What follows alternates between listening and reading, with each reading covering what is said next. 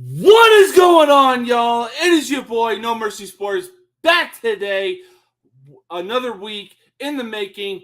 Man, oh man, we got some topics to talk about.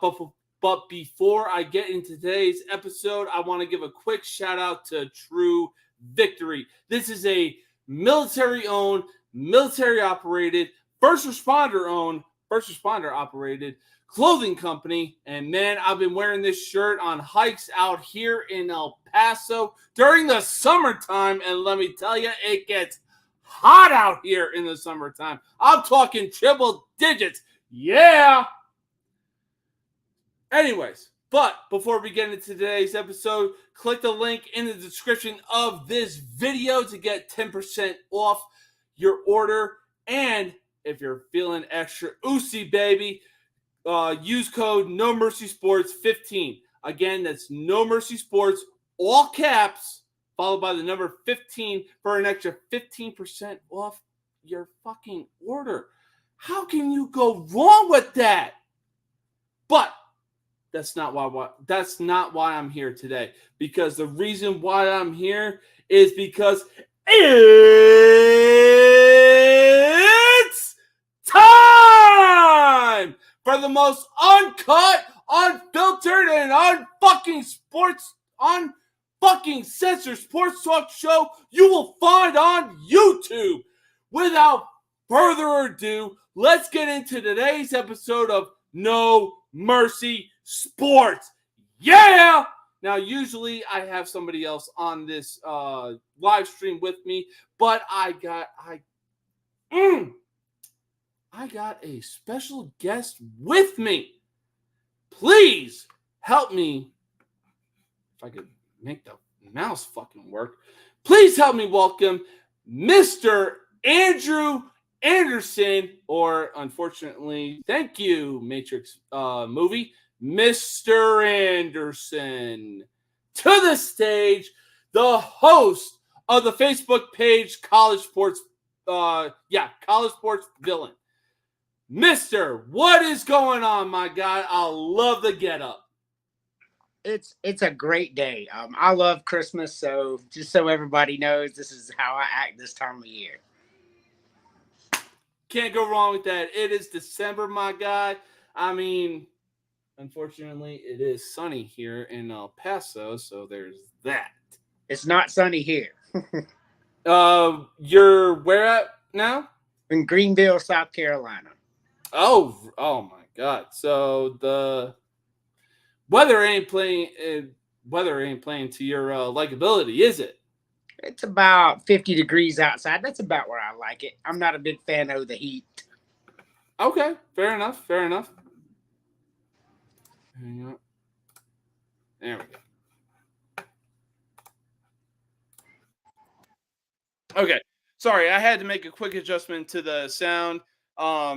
Anyways, let's get into today's topics. Man, oh man, the college football playoffs are here. They are set, and there's quite a bit of controversy right now.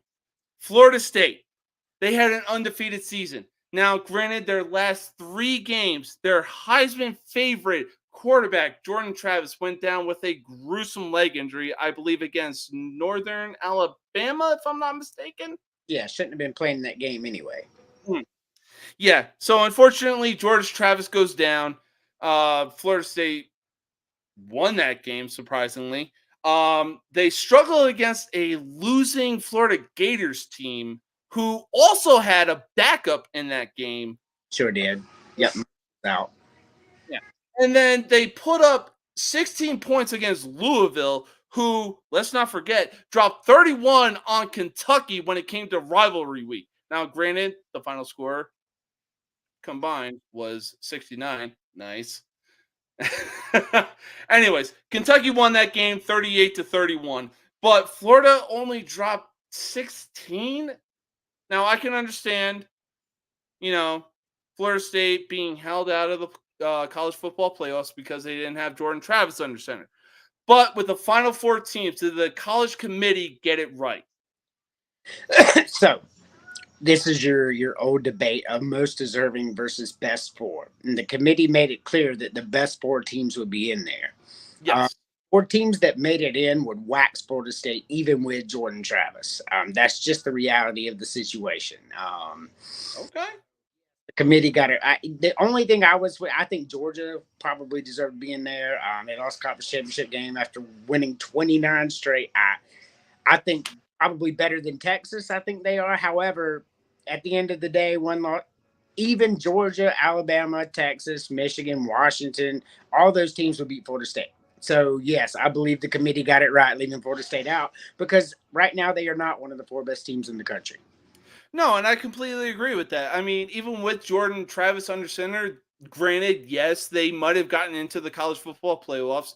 Granted, and like the biggest argument that I've been seeing on social media is TCU versus Georgia in a national championship. The only difference is TCU beat Michigan. Like, yeah, they won a game, but they got their asses stomped in the national championship. That was nothing we were looking for. No. Yeah, no. TCU had no business being there last year either. They beat Michigan because they realized Michigan was stealing signs, and then they gave signs the whole game and just fucked them all up and ran the game on them, which is great. Michigan tasted their own medicine in that. But at the end of the day, TCU didn't deserve to be there. They lost in the conference championship to Kansas State in embarrassing fashion, and that should have been everybody that they didn't deserve to be there. But once again, they had an undefeated season, so we had to put them in, and we showed how wrong that was. So, the committee got it right this year and wrong last year. Again, I completely agree. One of the things I've been seeing was, oh my God, Ohio State in 2014 won the national championship with a third string quarterback. But people are so quick to forget the offensive talent Ohio State had on that team. I mean, we're talking about Curtis Samuel. He was a backup to Ezekiel Elliott. We had Michael Thomas. We had Scary Terry McLaurin and Sam Hubbard on. Like, who's stopping that? So let's just call it what it is. Ohio State is a blue chip school. They are a legend. Their third string quarterback would start at Florida State. I know Florida State wants to be blue chip, but they are not. Right. So at the end of the day, when you have a third string quarterback at Ohio State, that's a 5-star recruit most likely. Absolutely. And then plus Ohio State's going to run the ball down your throat anyway back in 2014 under Tressel and all that. So it's not the same talent-wise. So they can try to make that argument, but like Ohio State is a blue chip school, and just like Georgia, everybody, even their backups are 5 stars. Like they come right in, we don't miss a beat. That's why when Brock Bowers went down, Georgia missed no beat because next man up mentality, and that's what you get in schools like Ohio State, Georgia, Alabama. Florida State's not there. They're just not. Good season and then in a weak ACC, but if they had to run an SEC schedule or a Big Ten schedule this year, they'd have lost 3. I mean, it's absolutely crazy because Florida State was actually offered a spot in the SEC, but they denied it because they were like, oh, it's too tough for us. And we feel like a best chance at getting a national championship is going through the ACC. Now, correct. Yeah. Did they get a national championship? Yes. But their quarterback under center was more interested in stealing crab legs than he was in playing football. So, that whole situation, they had Jameis Winston, and he was a great college quarterback. Unfortunately, like Jimbo Fisher took over an already really good program for Bobby Bowden, and Jimbo Fisher's a fraud, and we saw that at A&M. Jameis Winston was really good. Without him, they don't win it that year. That is a fact. But he's out there stealing crab legs because they allowed that there. The college athletes are special and they let them do it. And then he just got the wrong place where they're like, no, sir. But I'm sure he had done it 1,000 times at 1,000 different places. Honest, these college kids are very well taken care of and always have been even before Neil. Absolutely. No, I couldn't agree more. And I've been saying this for so long. A month would not prepare the backup and third stringer quarterbacks for Florida State for what's to come. Even if they got into the college football playoffs, they're going up against Michigan. They have a great defense. Yeah. Granted, I'm not going to lie. Texas and Alabama winning the conference championships, it didn't call for them going up 4 spots and over Florida State. Like, let's be honest. Oklahoma State had no business whatsoever being in that Big 12 championship. The fucking Sooners would have put up a better fight than putting up 21 fucking points. Well, while I agree with that, that is the rules for the Big 12. Oklahoma State is one of those schools that should be winning like 12 games every year, and they lose some stupid games because phenomenal coach. Year after year, they get 10 wins with no recruits. He's not winning with 5 stars. He's winning with coaching. But unfortunately, when you run up against a team like Texas with Sarkisian, who can coach, and the 5-star talent, you're just not going to win that battle. That's how that goes down. No, I agree. But getting back on track, like I said, a month would not prepare the second string or third string quarterback of Florida State for the teams that they would face had they gotten into the playoffs. A few weeks are not going to prepare for are not going to prepare the second and third string quarterback for what's to come against Georgia. No. I mean, like, Georgia is pissed off as they already are. They lost in the SEC title game, and they got knocked down 5 spots. But God forbid Alabama is number 1. They get knocked down 2 spots at the most. So, I mean, it wouldn't surprise me if the Orange Bowl is an absolute blowout. But it also wouldn't surprise me if Florida State and Georgia were like, you know what? We're not going to play our starters because we got screwed. Well, I'm going to tell you why that doesn't bode well for either of them, because the bowls are watching. And if they start making decisions like, well, we're not going to play hard, we're not going to do this, then next year when it comes up to it, then once again, like, who's to say, like, well, we're going to pass on them. They didn't want to be here. They didn't show up. We gave them all these gifts. We gave them a trip, and then they didn't, so they got to be careful about that. These bowl committees are watching. But to your point, like, Florida State would have got absolutely waxed by Michigan. Like, it was murder. Michigan would have ran the goddamn ball down their throats. We saw it happen when they played Penn State. Yes. That defense was exhausted, and the defense can only do so much. Right. Even with Jordan Travis, they don't beat Michigan. That's a fact. It's 50-50 for me. I mean, granted, yes, the defense can only do so much, but at the same time, with second and third string quarterbacks, like, you need, when you're playing the SEC, like, you can't have any flaws in your game whatsoever. You need to be perfect, 100% balls to the wall. Correct. And the fact that the second and third string quarterbacks struggled with Florida, who had a backup under center, by the way, and only put up 16 points against Louisville in the ACC championship? No. Georgia is going to wax that ass, and it's not even going to be close. Yeah, it'll be 21, 28 points. Yes.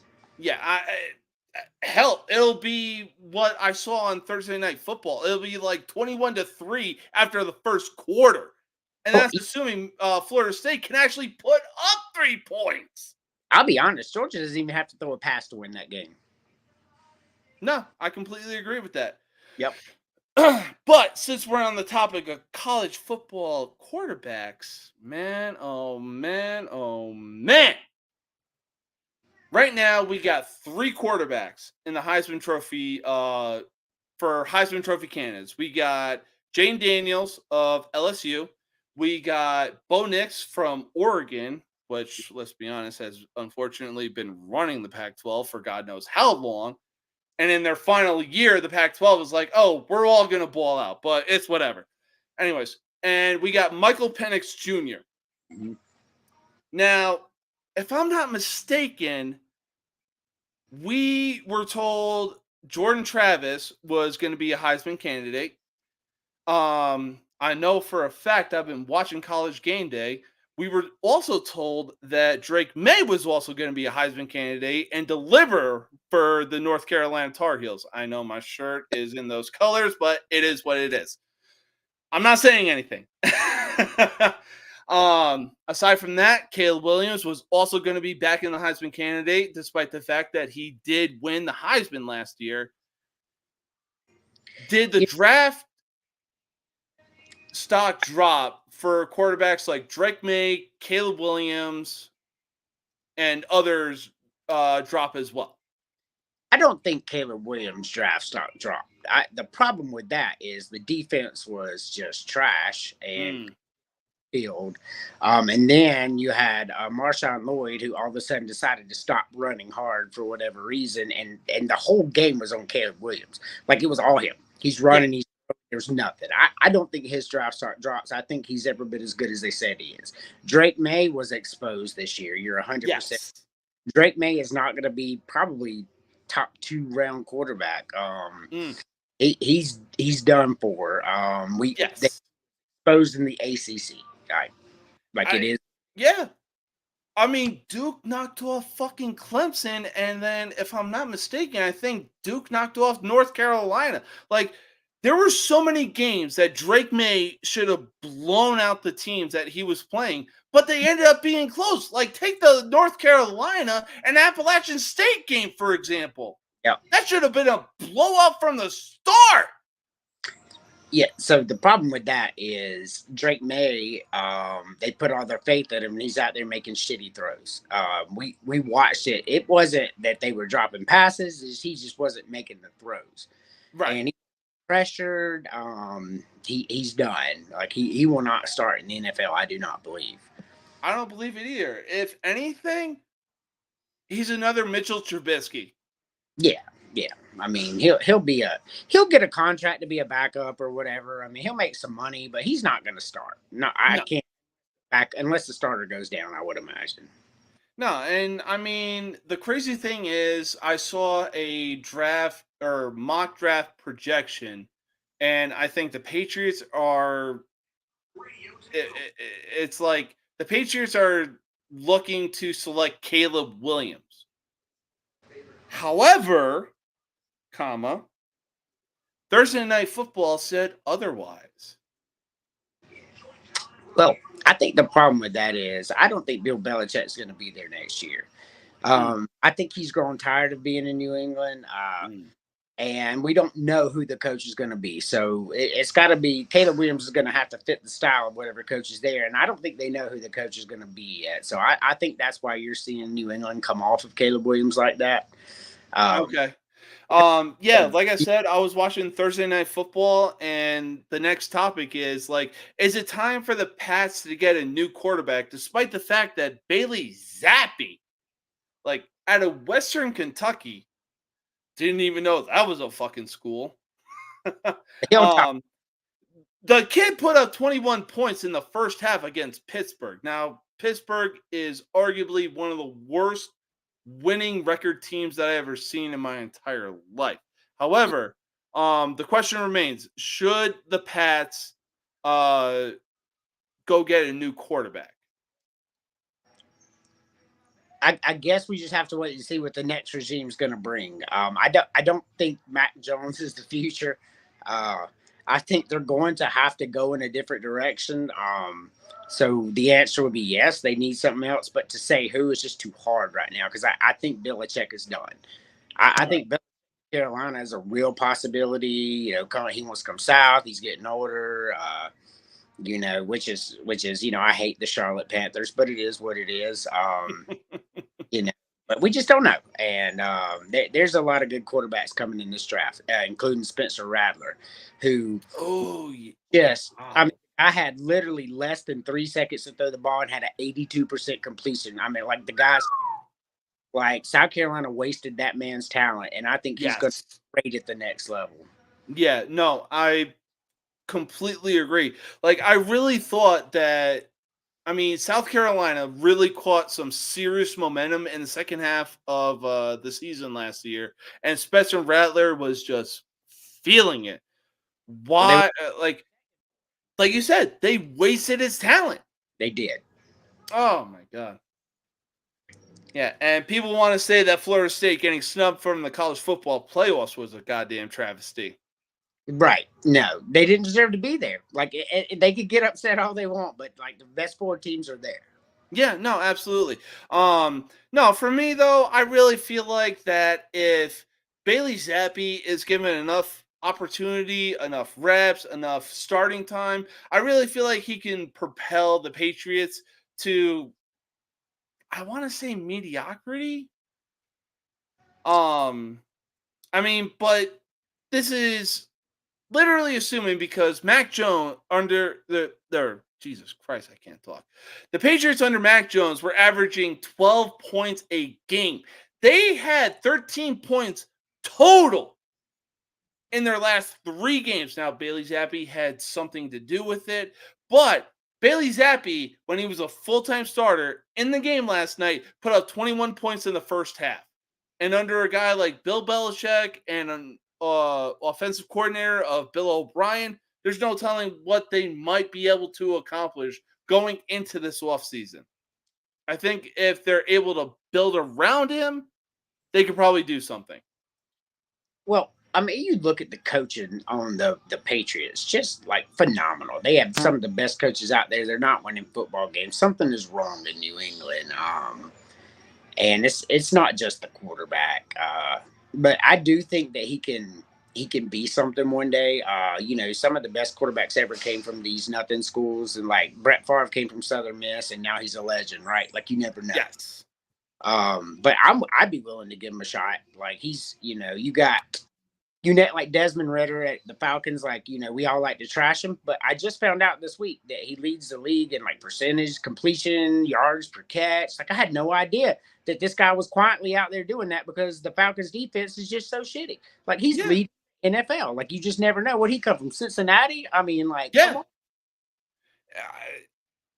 I mean, it's crazy how, like, even, yes, Tom Brady did come from Michigan, and granted, he went in the 6th round, but nobody was willing to take a chance on him. Now, he's arguably the greatest of all time. So he's the greatest of all time, I agree. But he got benched in college, Drew Henson. Like, nobody thought that he was going to be the one. And he come out and did like Tom Brady, like I'm a Falcons fan, right? So Tom Brady and the 28-3 and fuck that guy. But he is the GOAT. Like whether your feelings for him or not, like you got to give credit where credit is due. And I ain't never seen nobody perform like him ever. I mean, hey, for me, I'm a Giants fan, and the 2 Super Bowls that I was thankful enough to witness are easily the greatest Super Bowls in my opinion. Why? Because Eli Manning basically owns them. Yeah, those were good ones. Like any time that a legend gets beat, but wasn't very next year he came back and just beat down the next opponent. Like that's what you know what I mean, and that's what Brady is. No, absolutely, absolutely. But since we are on the topic of we are on the topic of quarterbacks. Well, we need to move to the position of wide receiver. The Chiefs are dropping the ball, literally. Well, when you have the talent of Patrick Mahomes out there hitting you in the hands, and I mean their wide receivers are very good. It makes sense. It's almost as if the opponents have seen something to throw them off their game, which is very possible. These are pros. Like they watch film consistently, and they figured something out with the Chiefs. But I have no idea. Like it's not like Patrick Mahomes isn't the most accurate quarterback in the league right now, hitting them right in the head. I don't get it either.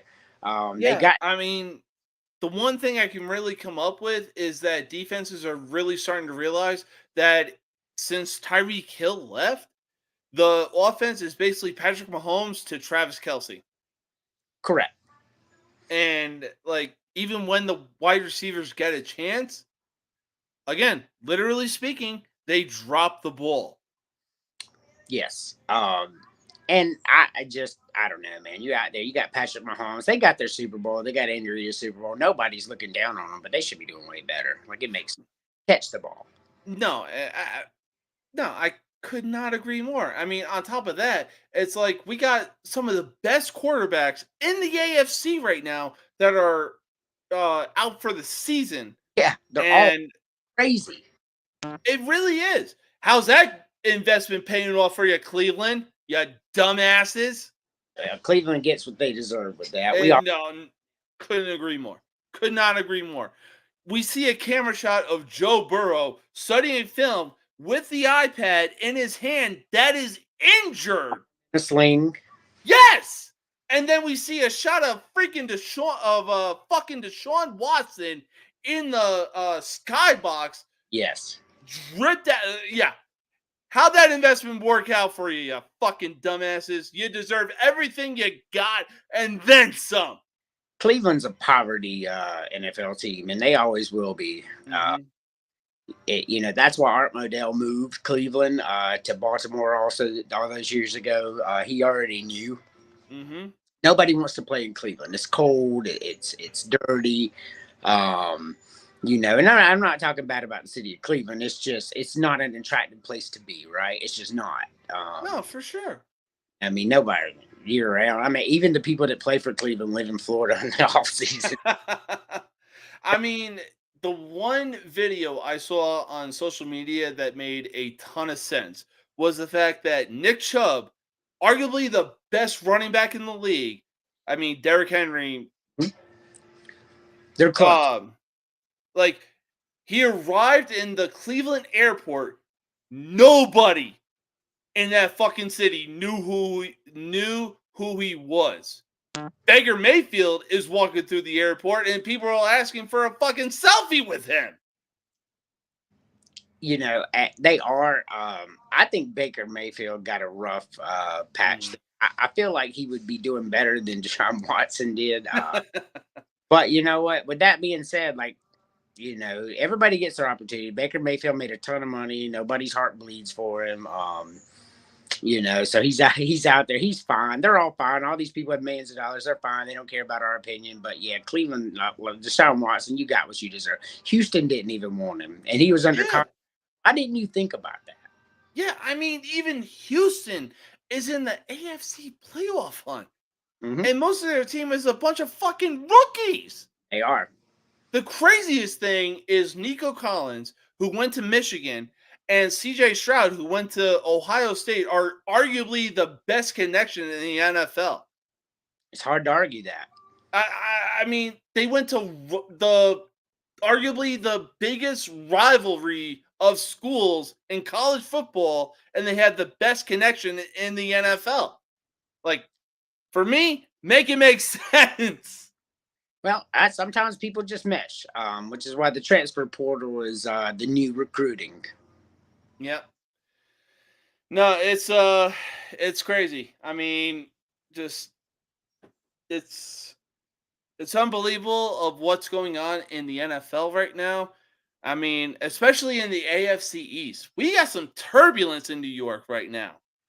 Zach Wilson, who has been treated like a $2 whore since he came to the Jets. Now, granted, there was the game against Cleveland where I think the final score, it was like a baseball score. It was like 3-0 or something.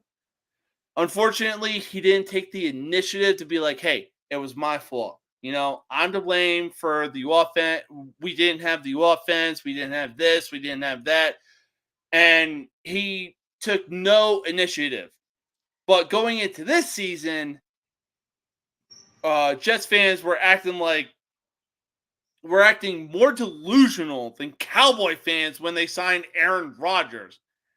And Aaron Rodgers for the New York Jets lasted longer than most of us guys last in the bed. Here's the thing. Here's what I love about the Jets. And Aaron Rodgers is elite. Nobody's argued that point. But Zach Wilson was out there, and he's young, and he's still trying to learn, and they have no weapons for him, no protection for him, and they're like, oh, you suck. Absolutely. Way. When are you going to give him somebody to throw the damn ball to? And he thought, that's it. That made no sense, so it's just kind of weird to me anyway. Now, granted, they do have Garrett Wilson as wide receiver. They have Dalvin Cook and Brees Hall as the running back. I get it. But how the fuck are we not on the subject that Nathaniel Hackett is like, there are no words to describe how trash this dude is. Well, I mean, like, none of that matters if you can't protect the quarterback. Like, it's just like South Carolina and Spencer Rattler. If you're getting hit in under 3 seconds, what the fuck do you expect him to do? Yeah.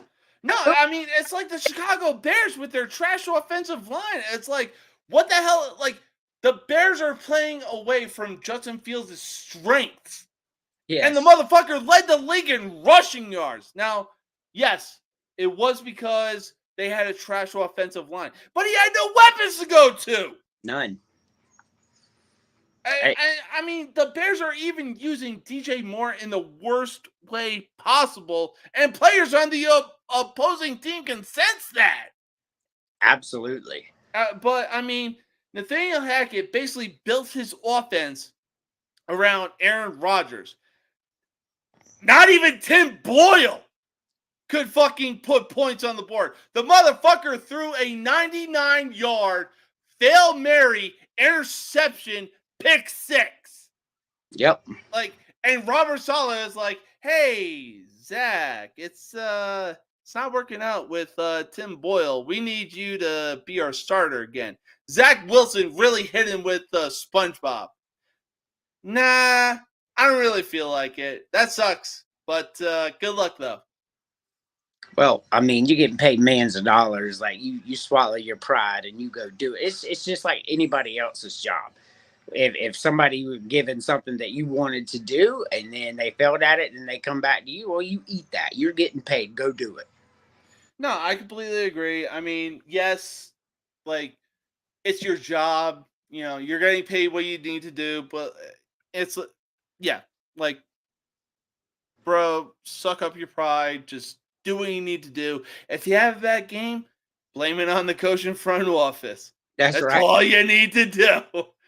Just let them know, like, hey, I've been used and abused basically since we signed Aaron Rodgers, for crying out loud. Like, fucking trade me already, you know? We had, like, yeah, the organization had plenty of chances to go after or re-sign Mike White, go get Joe Flacco.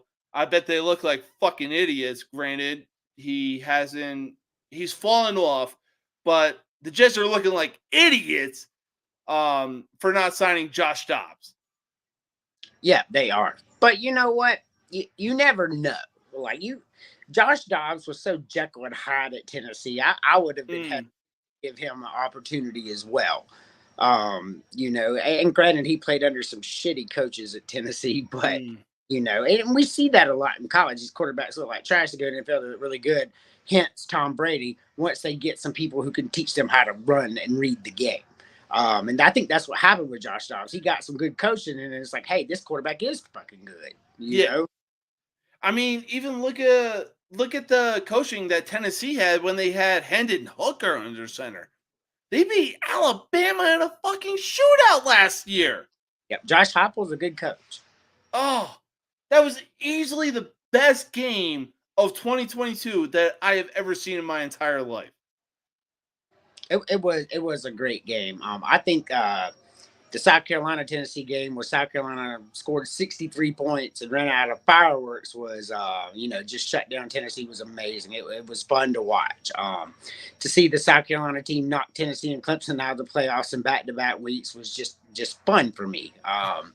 You know, I love me some Spencer Rattler. I love me some game my team, so that's probably why I enjoyed it more so than any. But I'll be the first to admit they ruined that. I mean, like, that guy should. I mean, how do you not win 6 games when you have a fucking Spencer Rattler? Anyway, that's a different. We'll get on that another day. Hey, it just goes to show why, unfortunately, the SEC is easily the best conference in all of college football. Yeah, not close. Now, granted, there are some mediocre teams, but when it comes to facing like Alabama, Georgia, who else am I missing? Well, I mean, you got Alabama, Georgia, Tennessee. I mean, you got LSU, Ole Miss, Missouri, all 10-win teams just out there beating. Even your mediocre teams like South Carolina and Arkansas can come and beat you because of the talent they have before you even know what happened. I just no, I completely agree. I mean, like, South Carolina and fucking Arkansas, they are gonna put up a fucking dog fight Every time. It's like, okay, we're facing Georgia, we're facing LSU, Ole Miss, Alabama. Yeah, this is going to be a dogfight for them. It's going to be a battle in the trenches. It is. Okay. So we're going to move on from football to baseball. And I listen to ESPN radio a lot. Actually, no, that's an understatement. I listen to ESPN radio Monday through Friday. And the rarest thing that gets talked about, that should be talked about with this offseason that is taking place, is baseball. So now, granted, the Yankees got Juan Soto, so we're gonna see that Soto shuffle in the Bronx, baby. Let's go! But one thing, pitching last year, but having Juan Soto is a big help. No, absolutely. But they got to get their pitching down. Correct. But anyways, the one thing I heard was the Shohei Ohtani sweepstakes. Like, whichever team gets him is basically a World Series contender. LA Dodgers, good luck, dummies. Yeah, y'all still gonna lose just because the season is 162 games long. Anyways, so I'm listening to Unsportsmanlike, and they're talking about, we don't have enough information about what's going on with Shohei Ohtani. The only thing we got was Dave Roberts saying, like, yeah, he met with the LA Dodgers. The meeting went well. There's a possibility. Now, instead of talking about, like, Ohtani met with the Dodgers, it went well, then them saying, like, oh, yeah, this is a bad image for baseball. No. Fucking talk about what teams Shohei Ohtani should go to and why he should be a good fit for them. So I couldn't agree more. Baseball missed on that. They should have been pumping this the whole time. But that being said, Ohtani, we can say that he's an instant because he's good at what he did. But like, he was on a team with Mike fucking Trout and they couldn't make the playoffs. So you can't tell me that this guy alone is going to take your team to the playoffs because he's fucking not going to do it. How do you have Mike Trout and Ohtani on the same team? You can't even win 70 games. Like, so don't bring that to me. Yes. You know, if he goes to like the Atlanta Braves or LA Dodgers or New York Yankees, teams that already should be winning the World Series, okay, he makes an impact. Yes. But going to the Blue Jays is not going to put them over the top. I'm sorry. That's where he's at right now, by the way. He's in Toronto. I don't know if you heard the latest news. He's there right now, but like, he is not going to make that much of an impact. Like, how do you have Mike Trout and Ohtani on the same team and you can't win 70? This is the LA fucking Angels. They have wasted the best years of Mike Trout. Yep. And they only have one playoff appearance to fucking sell for it. Yeah, Mike Trout. He'd rather take $400 million and be injured nearly every year of that contract just to be like, oh, well, you know, we did the best that we could. The Angels are getting, like, there's not enough words to describe the organization that is the LA Angels. They have easily wasted the best years of Mike Trout. And again, prayers up for Mike Trout. There's nothing wrong with them. The Angels wasted the best years of his career. And they overused Shohei Ohtani. Yes. Well, they didn't have a choice. And, you know, they're paying him millions and millions of dollars, so my heart does not bleed for Ohtani. But with that said, like, yeah, Mike Trout wanted the $400 million, so he went there. But, I mean, like, there's reasons people don't go to California. You're looking at several NFL players that said they won't play there because of the tax rate there. So, yeah, you got 100 million, but you just gave 100 million to there, so that didn't make any sense to me. I just think he wanted to live in LA. That's all I got. I think he made a lifestyle choice to be out in sunny LA because the money part, like you can make 250 million in Atlanta and come back with more money than a 400 million somewhere in California. Now, for me, there are easily 3 West Coast teams that he could go to that would make sense. Obviously, the LA Dodgers, Right. but also at the same time, it would make sense because as long as baseball remains 162 games, Dodgers ain't winning shit anytime soon. They need a worldwide pandemic and a fucking shortened season to win the World Series. Well, One yeah. team I saw that does make sense is the San Francisco Giants. Yeah, I mean the Giants are close. Yeah, I can see that. And a team I got as a dark horse are the Seattle Mariners. I mean, could you imagine Shohei Ohtani and Julio Rodriguez on the same? Like, the home runs would be unbelievable. Yeah, it would. And plus Seattle is a very good city for somebody like Otani. He would be very well loved there. You've seen it with Ichiro all those years. They love players from the Asian market, large Asian population in Seattle, right across the ocean there.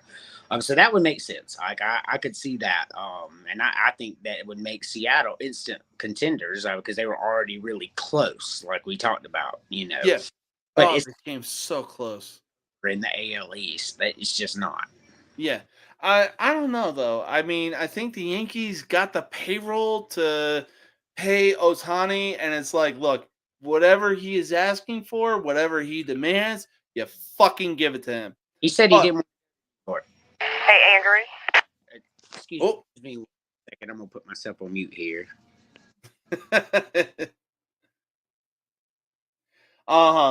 Yeah, I get it. The AL East may be out, but I mean, when you got a payroll like the New York Yankees, nothing is unavailable. I mean, I even know a guy who is a Baltimore Orioles fan, and I mean, they are easily the youngest team in the in baseball right now, and they're essentially on rookie contracts. I want to say most of them. Yeah, they had a hell of a year. Yeah. I mean, they just signed Craig Kimbrell as a closer. That's easily a big help for a guy like Felix Bautista. I mean, The Orioles, man, they paid Chris. they're probably a dark horse. It wouldn't surprise me. But for right now, like another dark horse I could see is probably the Chicago Cubs. I mean, you got a guy like Shohei Ohtani and a very disciplined guy like Seiya Suzuki. Like, he's so what's the word I'm looking for? Versatile. Versatile, but Seiya Suzuki is so disciplined on himself. Yeah. Like, when he has a bad game, even players on the Cubs have been like, yeah, he tries to figure out ways to punish himself because he had such a bad game. I mean, Shohei and Seiya on the same team. Oh my god. Yeah, it'd be amazing. Look, I appreciate the time here. I got to run. They're needing me. Needing me over there. I am kind of at work right now. So I appreciate it. Next time you let me know, and I'll come back on. Man, I've enjoyed this. I hope you come on my show too. I think we'll have a good time. Hey, no, absolutely. Hey, man, just send me the link. I know you're on Thursdays at 6 your time. What is it? 8 4 my time? No, it's 8 my time. 6. Oh, okay. So it would be 6 my time. Yes. Yeah, just send me the link. I'll hop on when I can, and we'll have a grand old fucking time, man. Wait till you meet Kenny. I can. You and Kenny on the same stage, man. I cannot fucking wait. I can't wait either, man. I look forward to being on one of your shows. Cannot wait for it, my man. Thanks, man. Yeah. Hey, happy holidays and a Merry Christmas. You Merry look fucking great with your Christmas outfit. I cannot deny that, my man. I love it. See you, man. Hey. All right. So we had college sports villain on the show right now. Give me a quick second. We are about to make some NFL predictions. Hang on. Team schedule. All right.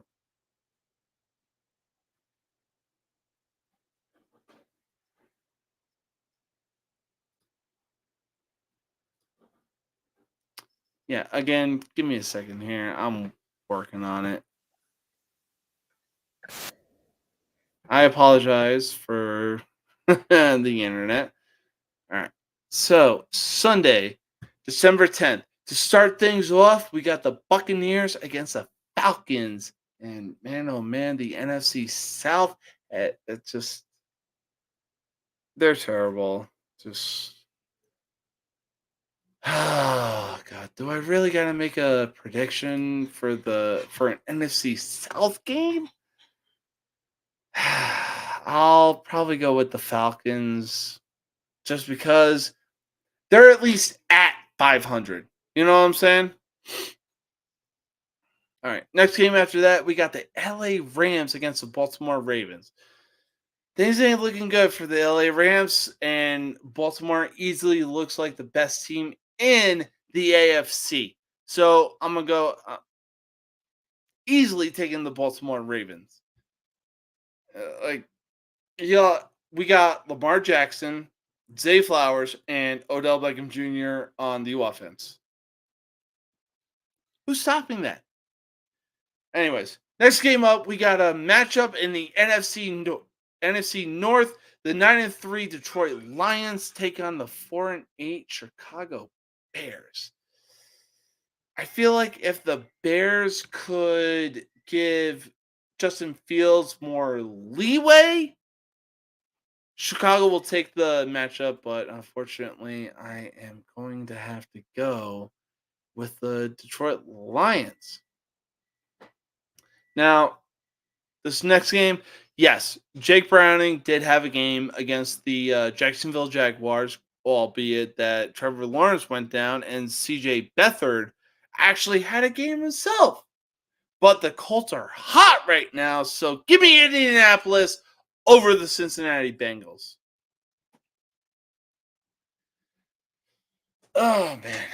So, assuming that Trevor Lawrence comes back for the Jaguars and Browns matchup, again, like I said, how's that $230 million investment working out for you, Cleveland?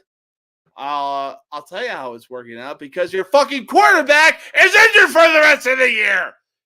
Fucking give me Jacksonville over the goddamn Browns. Why? Because Cleveland is gonna fucking Cleveland. Browns, you are a disgrace to the fucking NFL. The only chance you have at making the playoffs this year is because of your fucking defense.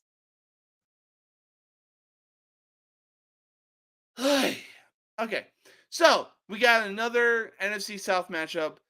We got the Panthers versus the Saints. Now, assuming the Saints actually start Taysom Hill, because it doesn't seem like their car is actually doing all that and a bag of chips, I'm going to take the Saints in this matchup. Next matchup we got is the red hot Houston Texans against, I mean, honestly, just when I thought the fucking Chicago Bears couldn't be the most dysfunctional franchise in NFL history, enter the New York fucking Jets, because like I said, when College Sports Villain was on the show, the Jets this year have been using and abusing Zach Wilson like a $2 whore. I'm taking the goddamn Texans, and CJ Stroud has a fucking game against them with his connection wide receiver, Nico Collins. Yeah! Now, this game should actually be interesting. We got the Minnesota Vikings, who are sitting at 500. The Raiders have actually been on a good, I want to say, win streak since Antonio Pierce took over as head coach. Now, the Raiders didn't hire Antonio Pierce. What is it? When the Detroit Lions hired Dan Campbell and the Raiders hired Antonio Pierce, the Raiders actually hired Darnell Campbell. I mean, Antonio Pierce, he's got that vibe. He's got that energy. He's got something going on that is actually making the Raiders want to play good. Because clearly Josh McDaniels wasn't doing anything as their head coach. Yeah, give me the fucking Raiders in this matchup. Woo! Man, oh man, we got an NFC West matchup between the Seahawks and the 49ers. The 49ers, after their game against Philadelphia, man, oh man, they looked like a well-oiled machine. Give me the goddamn 49ers. I just, it's not even close. It's not. Gino, I know they tried to write you off and you didn't write back, but my God, after this season, you're probably going to have to write back, my dude.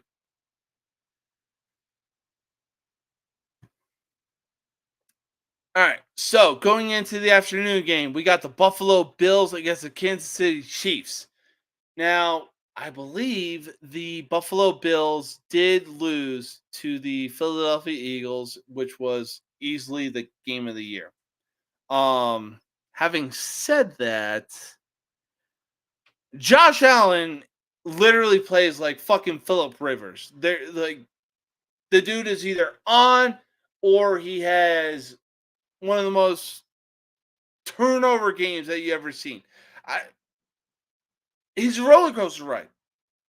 He's like Phillip Rivers and Tony Romo fucking combined. The guy is leading the league in turnovers, for Christ's sake. And that's Jameis Winston's job. I'm going to have to take the Chiefs in this matchup. Now, we're still sticking with the AFC West. Just because I mentioned the Chiefs. The Broncos, they had a 5-game win streak going. Oh God, who? Oh boy, who broke up the win streak? Of course. Hang on a sec. I'm working here. All right. Whatever. Doesn't matter. Let's see. The Broncos are playing the Chargers. Well, let's see. Brandon Staley cannot get out of his own goddamn way, even if he was held at fucking gunpoint, for Christ's sake. I'm going to have to take the Broncos in this matchup, and it's not even close. All right. Here's what we came to see. We got the Philadelphia Eagles against the Dallas Cowboys in Sunday night matchup. Now, granted, the Philadelphia Eagles beat the Dallas Cowboys simply because the Dallas Cowboys couldn't resist of shooting themselves in the fucking foot. Just McCarthy, what are you doing? But people want to say, oh, Kellen Moore was a problem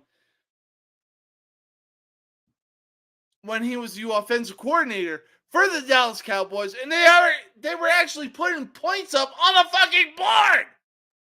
So what's the excuse going to be when the Dallas Cowboys get bounced in the fucking playoffs? I'll tell you who I'm taking, the goddamn Philadelphia Eagles.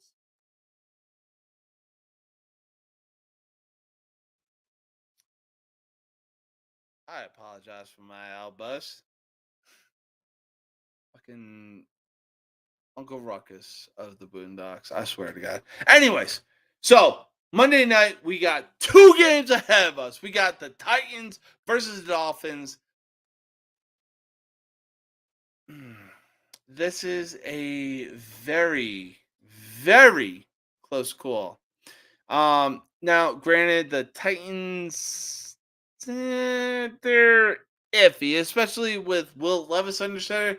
But I'd rather have Will Levis under center versus Ryan Tannehill. Yes, I said what I said. I would rather have a guy that puts mayonnaise in his fucking coffee under center than a guy that's basically washed at this point.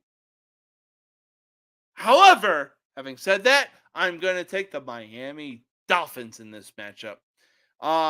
Next game up, we got the Packers versus the Giants. Tommy DeVito, how you doing? Now, people want to believe that, just because the Packers actually had a good game and the refs missed a bunch of fucking calls against the goddamn Kansas City Chiefs. I'm not siding with the Kansas City Chiefs. I'm just saying that there's got to be something done with the officiating in today's NFL. Anyways, we got the Packers taking on the Giants. I don't want to sound biased, but give me the goddamn Giants and Tommy DeVito. How you doing? Motherfucking family looked like they just walked off the set of the fucking Sopranos. Tommy DeVito, make sure you get those fucking chicken cutlets, baby. I said what I said. But anyways, that's all the time that we have on today's show. I want to thank Mr. Anderson of College Sports Villain for joining me today. Man, oh man, my guy, it was awesome having you on this show. Like I said, be sure to check out True Victory in the link of this description, and for a 10% off your order, and use code No Mercy Sports 15. Again, that's No Mercy Sports, all caps, 15 for an extra 15% off for a total of 25% off your order. How can you not argue against that? This is No Mercy Sports. I will see y'all next week. Peace out.